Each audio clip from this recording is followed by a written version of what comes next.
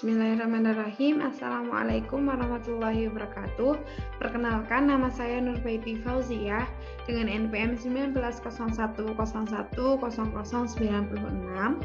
Di sini saya ingin menjelaskan terkait PT Indofood Sukses Makmur Tbk.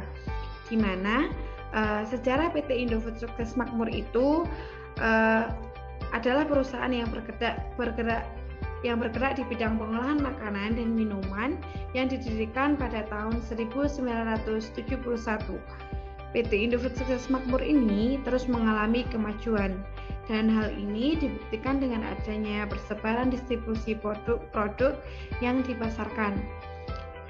Saat ini perusahaan Indofood Sukses Makmur memiliki 36 pabrik, lebih dari 10 merek dengan 150 rasa dan tipe distributor yang melayani hampir 150.000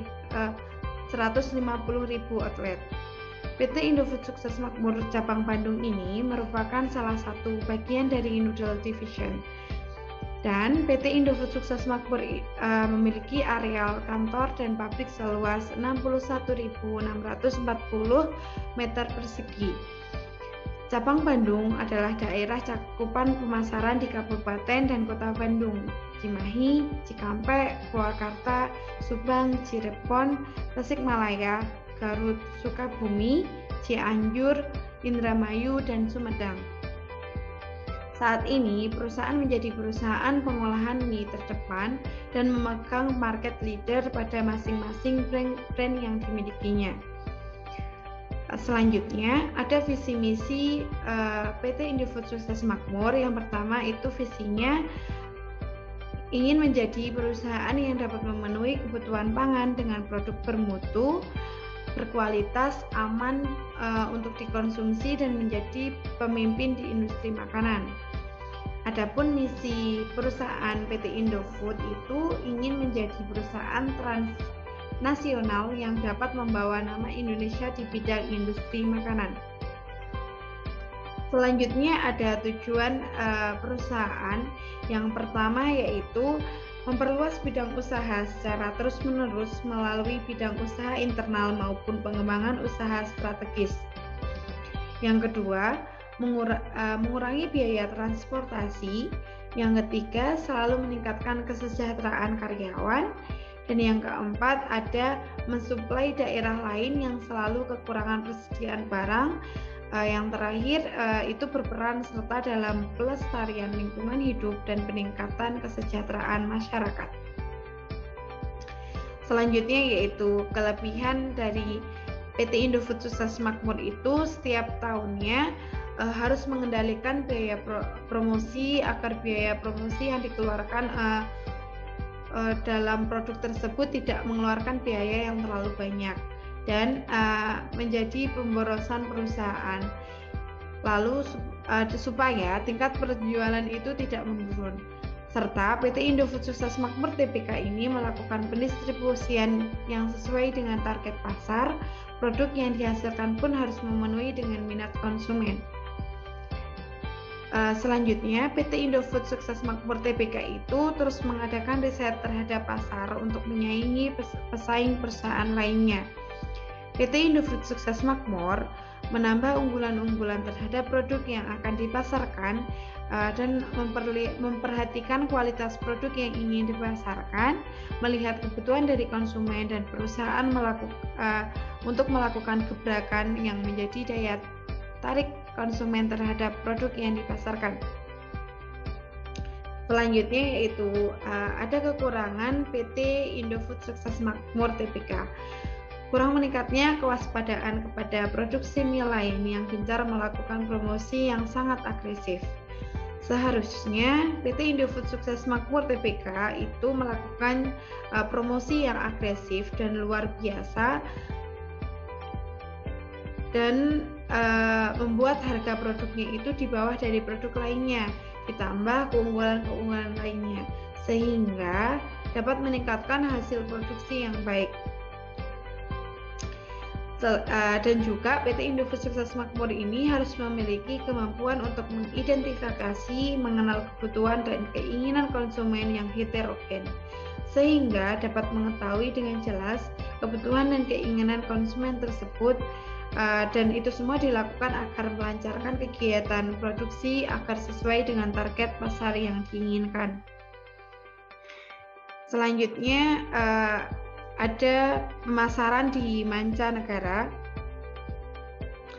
di mana produk Indomie itu sudah bisa didapatkan di sekitar 80 negara di dunia, dan langkah pemasaran dan pembangunan brandnya itu sangat intensif, menjadi banyak masyarakat dari sejumlah negara di dunia itu menganggap Indomie adalah produk asli di negaranya.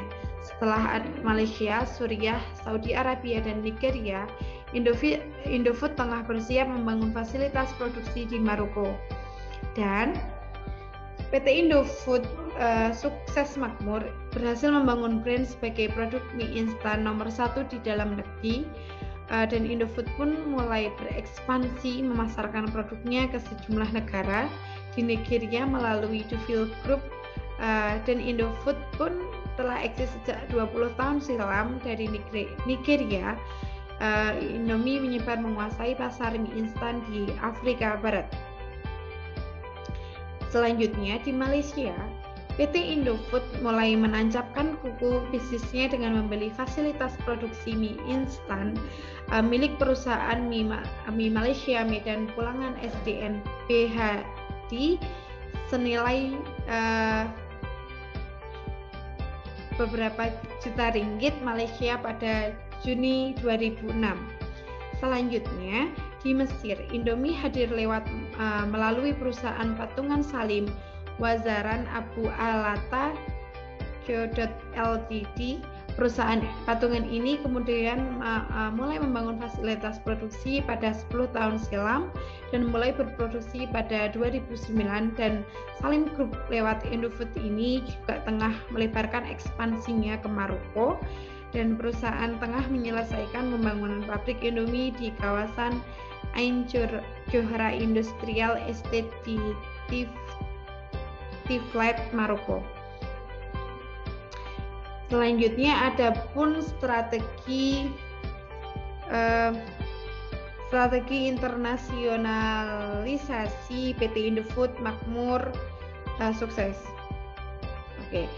Internasionalisasi sendiri itu merupakan suatu negara melakukan perdagangan atau pertukaran apabila setiap negara itu memperoleh keuntungan mutlak dari perdagangan.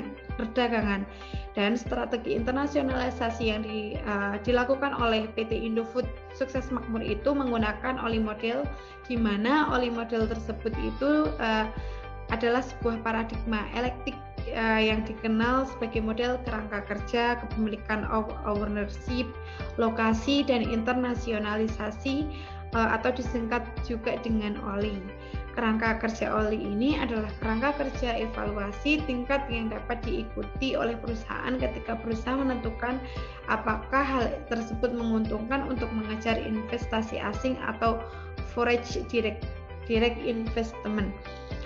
Lalu yang kedua, PT Indofood juga melakukan strategi AAA, di mana strategi AAA itu merupakan model strategi framework. AAA itu apa aja? AAA A itu singkatan dari adaptasi, agregasi, dan arbitrase, di mana adaptasi adalah strategi pertama untuk mencari peningkatan pendapatan revenue dan pangsa pasar dengan menyamakan satu atau lebih komponen-komponen model bisnis perusahaan agar cocok dengan persyaratan atau preferensi lokal. Lalu yang kedua yaitu menggunakan agregasi, di mana hal tersebut untuk fokus pada pencapaian skala ekonomi atau ruang lingkup dengan membuat regional atau global efisien. Dan yang ketiga itu ada arbitrase. Arbitrase itu adalah tentang mengeksploitasi ekonomi atau pemberdayaannya antara pasar nasional atau regional, biasanya dengan mendapatkan bagian-bagian yang terpisah dari rantai supply chain dari tempat yang berbeda.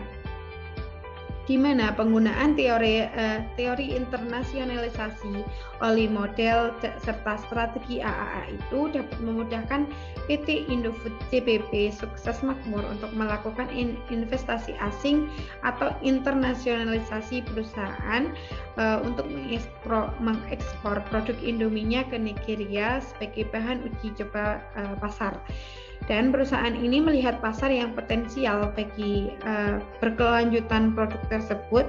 Selain itu dilihat juga dari budaya makanan instan yang masih belum ada dan jumlah penduduk di Nigeria itu juga tidak dapat dianggap sebelah mata. Melihat peluang ini, akhirnya perusahaan membuka pabriknya untuk lebih melebarkan investasi, serta model oli dan strategi AA itu dapat membantu strategi yang dilakukan oleh PT Indofood CPP Sukses Makmur Tbk dalam memasuki pasar Nigeria.